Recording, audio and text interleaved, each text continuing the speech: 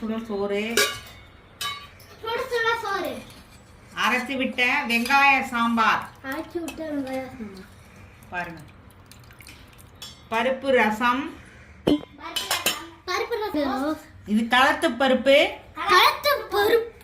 சேப்பங்கிழங்கு ரோஸ், கற்பூரவள்ளி பஜ்ஜி, வாழைக்காய் பஜ்ஜி, வெங்காய பஜ்ஜி, கத்திரிக்காய் பஜ்ஜி, தேங்காய் சட்னி பஜ்ஜிக்கு, காலையில் செஞ்ச வெண்பொங்கல்.